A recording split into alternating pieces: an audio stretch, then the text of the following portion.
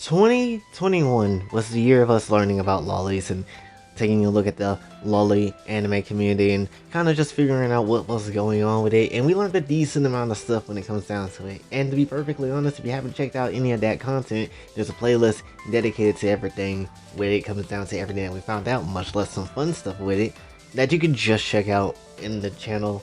Honestly, it's a good watch. You should go look at all the content that we made on it. There was one streamer named Gold that pretty much was talking about VTubers, and essentially he was just like, yo, VTubers are cool and all, that's nice, I just don't like the underage ones. They are a bit weird. I don't care if it's 9,000 years old or whatever, I'm not necessarily down for it. And not before anybody be like, oh man, great, you got another person. No, he was actually pretty respectful about it. At least he was respectful more than, you know, a lot of other people. So, you know, he just uncomfortable with it. He just didn't like it. Personally, that's not his taste. That's fine. As long as he, you know, because he ain't saying nothing like, oh, F these lolicons, F lolly, skip the entire subject of it, is not important. You know, at least he didn't do all that stuff. So that's the thing. And essentially, when he was talking about that the lolly VTubers shouldn't exist, that's the part that kind of got me though. That's the part that kind of got me in a way that made me wanted to do this video. And so essentially, he also went on to be like, you know what, but if you're a nice cat girl with some big jugs, hit me up please, that would be great. But before we get really down into anything, I'm just gonna straight up say it. If you're a lolly VTuber and you enjoy what you do, you are a real VTuber. You do deserve to be here, and no matter what anybody says, they're here to stay. And pushing them down and trying to keep them away isn't doing anything except just holding back the inevitable about keeping lollies in the VTuber community, because they're going to exist no matter how you feel about it. First, and with Gold talking about having a cat girl in the 1960s, the first featured cat girl that ever existed was a furry adult cat lady in a film called The King's Tales, which, you know, that was, you know, the first film that ever really existed where cat girls were a thing.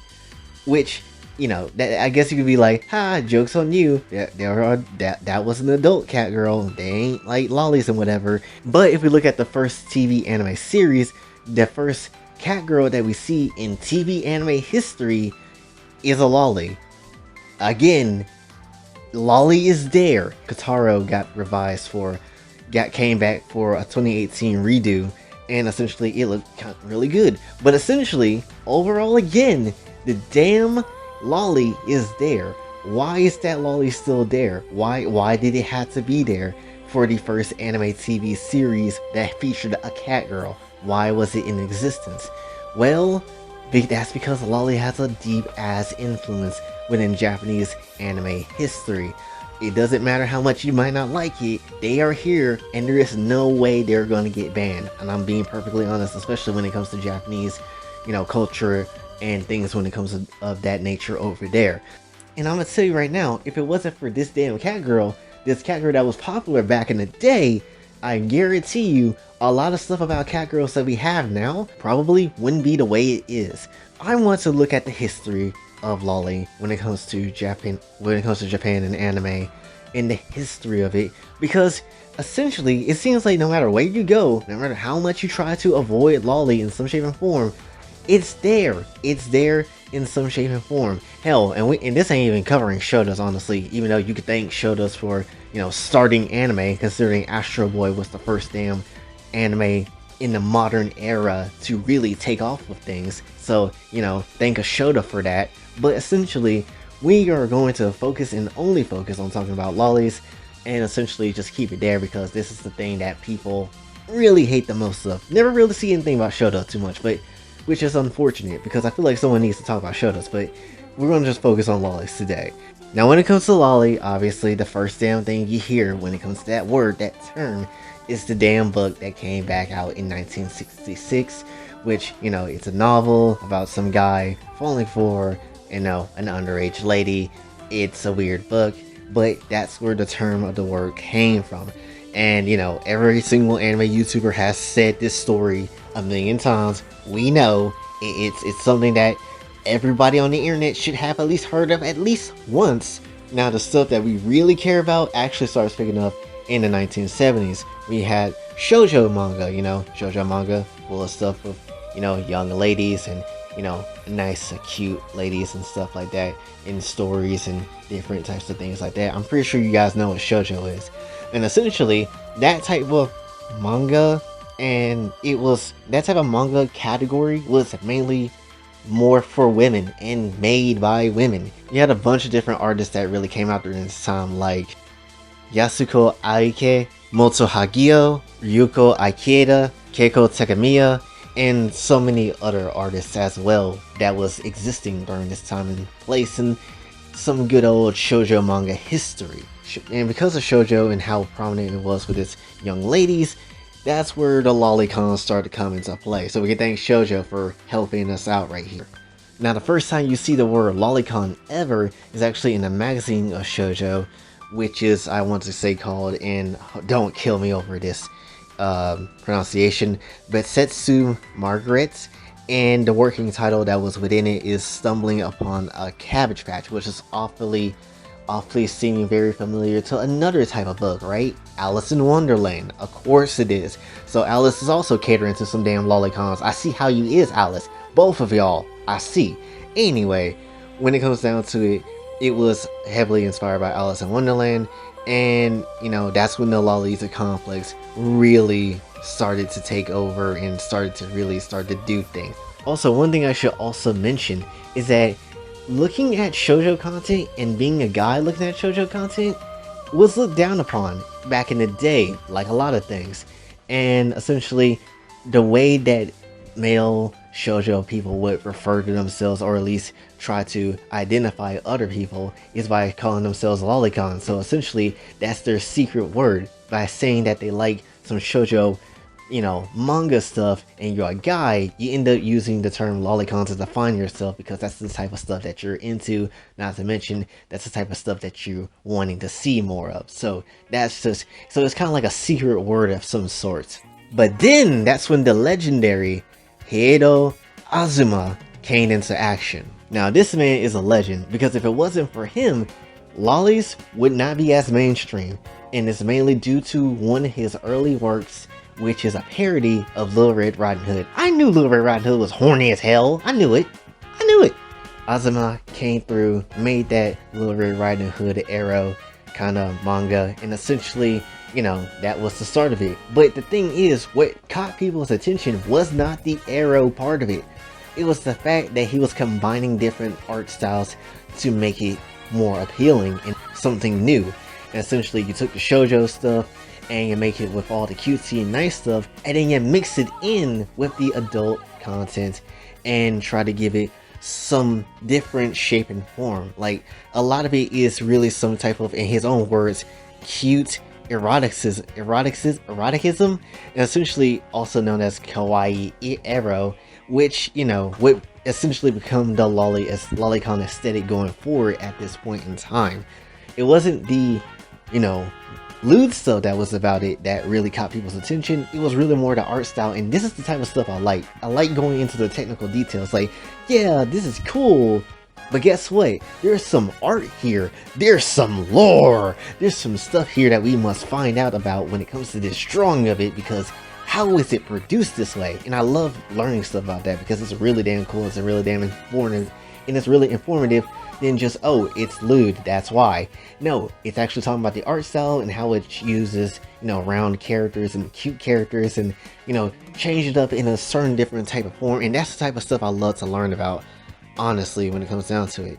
And also, I always try to challenge sexuality when it comes down to it, especially when it comes down to these type of mangas and stuff, because a lot of times in shoujo back in the day and still now, you will see fun gay stuff. You'll see a lot of gay content when it comes to it, and that's what it is. But he wanted to challenge that by saying, let's just break the rules of it. Let's just break the barriers. Instead of just talking about some gay, what if like a guy was into a girl, but that girl was that girl was obviously not the same age as that same guy.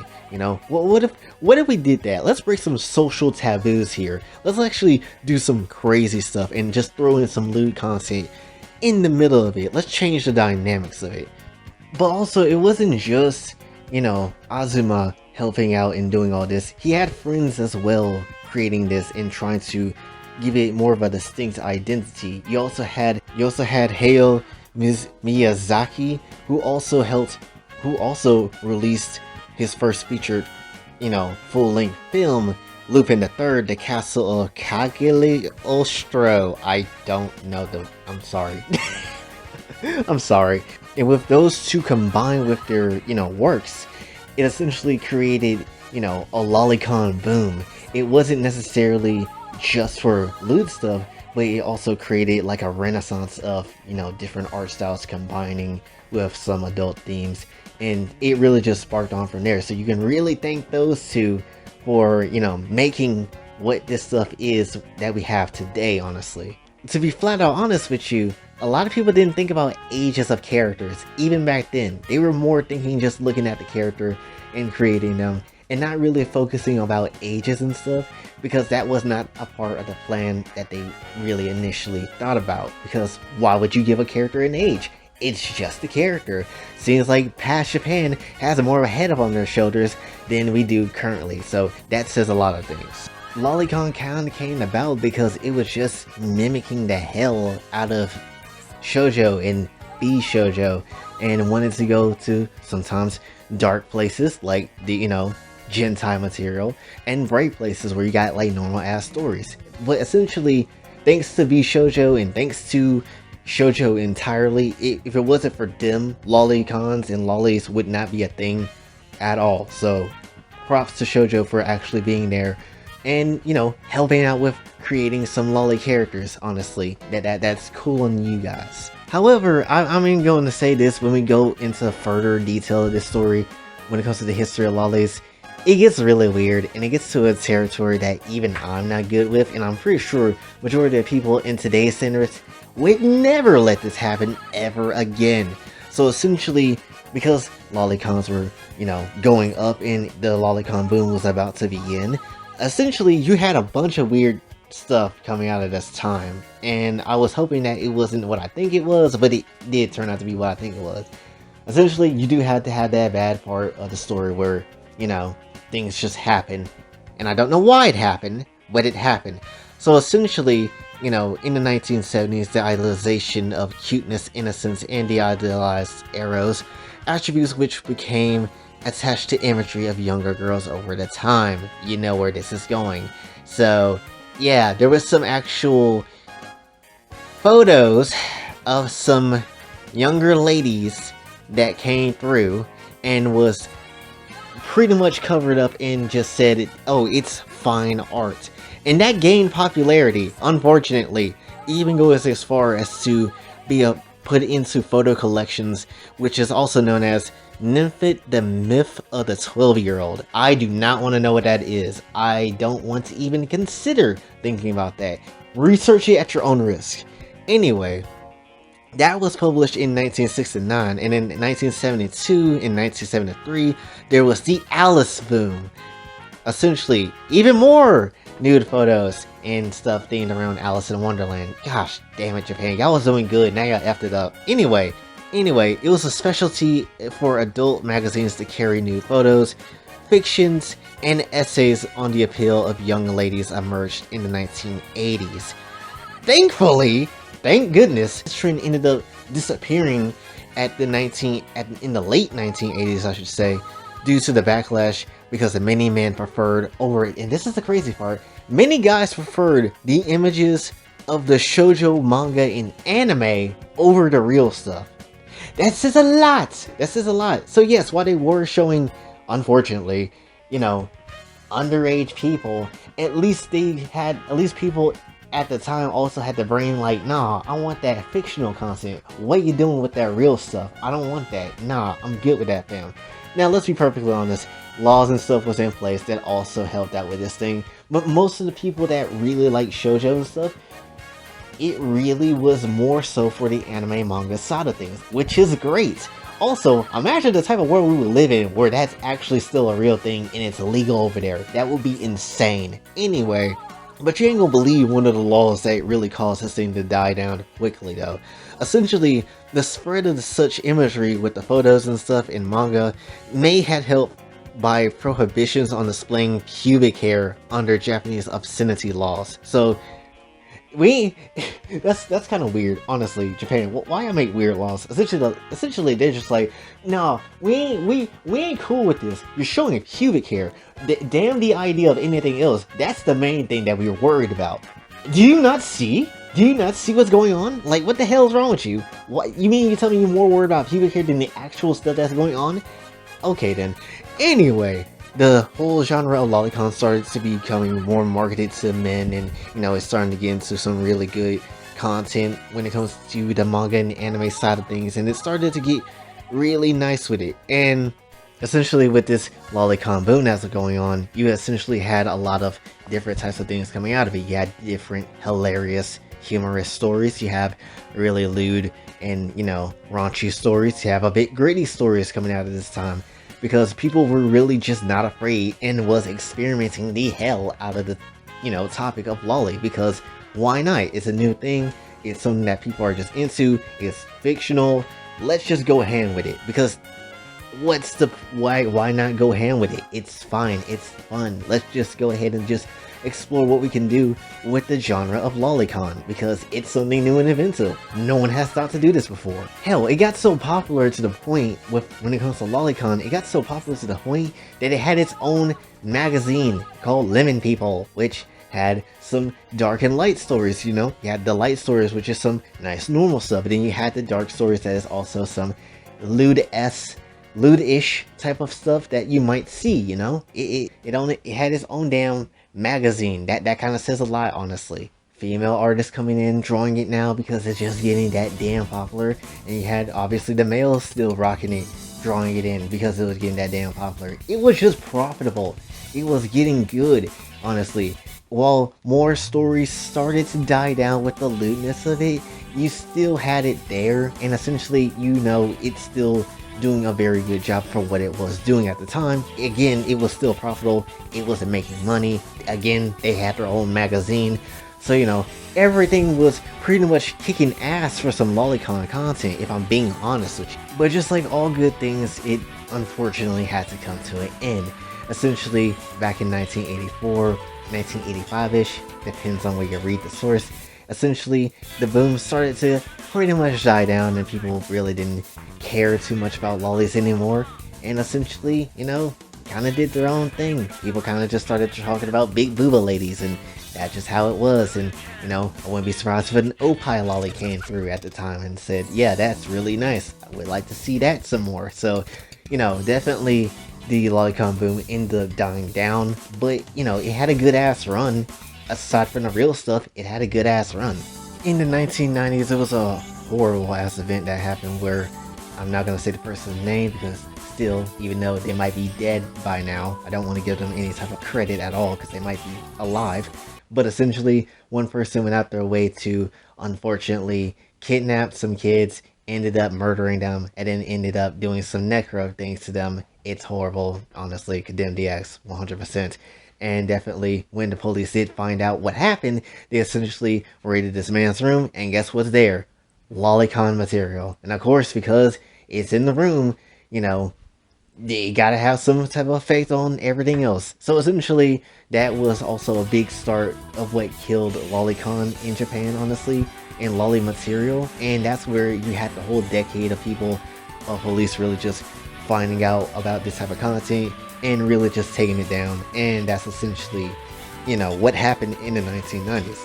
Although there is a bright spot in it, because it still was starting to be a little bit more accepted, even though they know people knows what happens if you are liking that content. You're labeled an otaku, which you are someone that is socially and sexually immature, or you be labeled as a predator if you call yourself an otaku, especially. So it's not great, but like I said, there is a bright spot to it, because it did get slowly over time accepted. Now we're getting close to the end here, and essentially I'm just going to read this entire paragraph I see here on Wikipedia, because honestly, if I try to break this down, this is gonna be a bit too much for me, if I'm being perfectly honest. But essentially, that Tokyo law restricted, depictions of non-existent youths who appeared under the age of 18 and were portrayed in antisocial sexual situations under massive opposition from manga creators,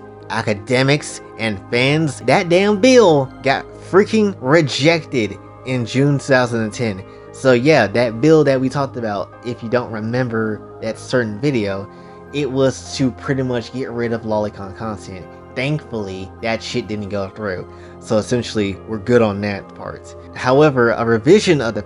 Unfortunately though, there was another revision of said bill that did pass. Essentially, that restricts, manga, anime, and computer games where any character engages in sexual or pseudo-sexual acts that would be illegal in real life. This paragraph even goes as far as to reference the damn manga that we covered the first time we talked about it, which was also part of the 2011 several manga that was restricted. Okusama wa Shogakuse, My Wife is an Elementary Student. I can't read that out loud. But essentially, that book, this video, we covered. We talked about it. And we was like, wait, really?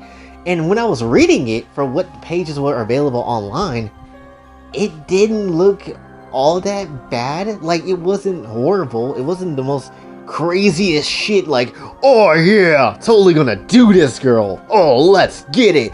It wasn't like that. It was just, comedy. It wasn't really anything super crazy, unlike a lot of other books that is on that list. That one was the book that really didn't make any sense to get banned, if I'm being perfectly honest. So yeah, that pretty much solidified the deal that you can't do the same shit that you used to do when it comes to manga anymore, unfortunately. And that's where we currently are at the current moment in time. But then you're probably thinking, but Jay, lolicon characters still exist nowadays. That's right. But remember the video, and remember what I said. There is no human-ass character in a lot of the material that you will see today. A lot of it does not exist anymore when it comes to a regular human, normal character. Essentially, if your lolly character is normal, human in every way, and honestly is part of nothing that is, 100% crazy, and they don't have anything that's like 100% crazy about them, essentially, you can get arrested and that would be illegal. However, if you transform it enough, it will be fine. Tatsumaki, someone that is an adult but looks like a kid. Essentially, still, you can put her in a lewd situation and it will be fine. Not to mention, she has powers. Eri, even though, yes, Eri is not really at close to being an adult and essentially, still learning about the world, you could still put her in a lewd situation and essentially get away with it. Guess what? Because no kid has horns growing out of their head. They don't have a power to reverse something, So Eri, if they wanted to, could go on a lewd route. Same way with Tanya. You can put Tanya in a lewd situation and it will be fine because Tanya is a salaryman that was reincarnated into a 14-year-old child. You can mix the rules with this. And that's how people been getting away with it so far. Not to mention, when it comes to Japanese law, a lot of times when they try to enforce stuff, it doesn't really be really enforced, honestly. It doesn't really get taken that seriously and enforced that much because, they don't really just do it like, they just don't really enforce the law like that over there. Unless you just straight up get caught like red-handed. They don't really enforce it over there. So essentially, what it all comes down to, you can just transform it and still do some lolly ass stuff with it and be fine with it because, it's not necessarily a normal human character that's, being used in some shape and form. Even though they look like one, they sound like one, and exactly act like one, that doesn't necessarily mean that they are one. And essentially, you can do whatever you want with it, as I said before. So, that's the history so far, and that's what it all comes down to when it comes to back then to the present. And now you're probably thinking, Jay, you told this whole story. What's this entire point of this damn video?